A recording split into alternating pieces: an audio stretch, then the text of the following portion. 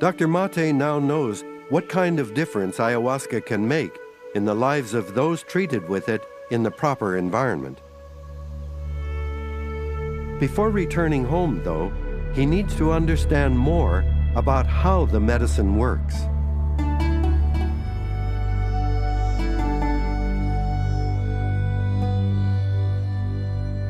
The most important research into the neurochemistry of ayahuasca has been done over the past decade in Spain at the University Hospital of São Paulo in Barcelona.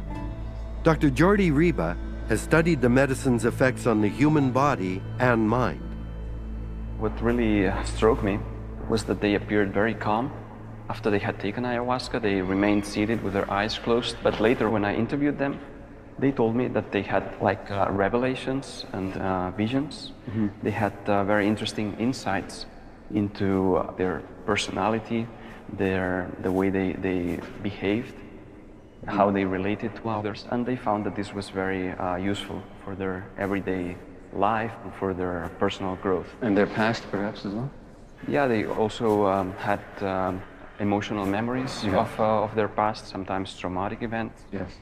Some time ago, I used to joke saying that ayahuasca allowed people to have a random access to memory. But I think that it's not random, because what usually comes up are memories that have a very, very important emotional load. Yes. It's not just like remembering what you had yesterday for dinner, but perhaps how you felt about a relative or a loved one some years ago, or you remember some experience that was emotionally relevant to you.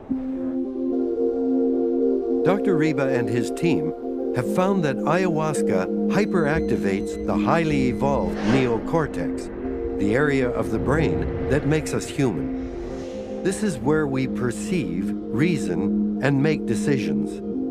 Ayahuasca also activates regions like the amygdala, which acts as a storehouse for early emotional memories, specifically the most traumatic or significant ones, like the loss of a parent. Finally, ayahuasca activates the insula, which is believed to create a bridge between our emotional impulses and our decision-making capacities. So is that where awareness would be mediated? The neurologist Damasio, yes, he says the area where feeling states are generated is the insula. According to many neuroscientists, our decision-making process has a powerful emotional component. When any stimulus enters the brain tries to understand it based on previous experiences. In early life, powerful or traumatic events create an imprint on the brain, a pattern. This pattern is like a shortcut, activated every time we face a similar situation. For example, if we were once attacked by a dog, our brain might harbor a set of these pathways that associate that dog with all dogs, making us fear them in general. We might even react adversely to a distant bark. Repeated events cause these neural patterns to reinforce their connections, binding them with protein and building them up like scar tissue. If this is how these traumas are rooted in our brains, how does ayahuasca affect those ingrained patterns? Ayahuasca hyperactivates the entire brain region where we store and process emotional memory, often uncovering long-forgotten memories. This hyperactivation enables the conscious part of the new brain to temporarily override previously entrenched patterns, allowing new connections to be made. Dogs, for example, may no longer be feared as these new connections are created and memories re-evaluated. In field studies, ayahuasca users typically describe having emerged with new perspectives on past experiences and deeply rooted patterns of behavior.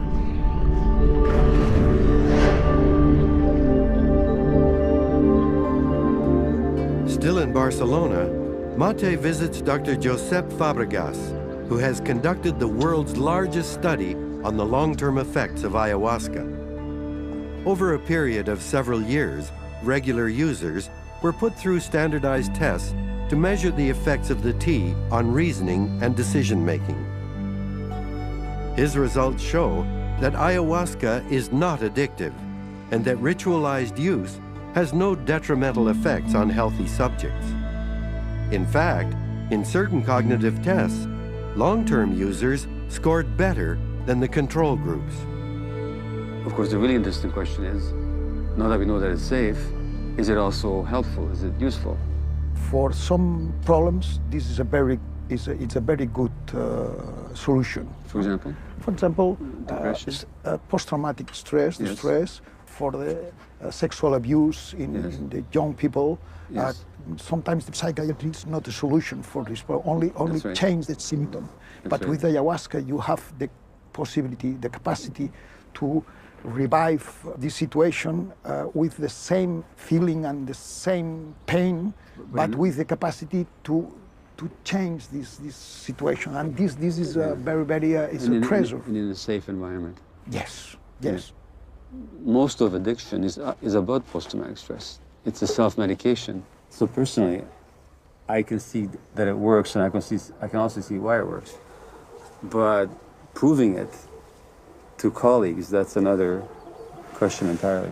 It's not the ayahuasca, it's the ritual use of the ayahuasca. Dr. Mate is determined to apply what he's learned to help his patients, but he knows it will be a challenging prospect.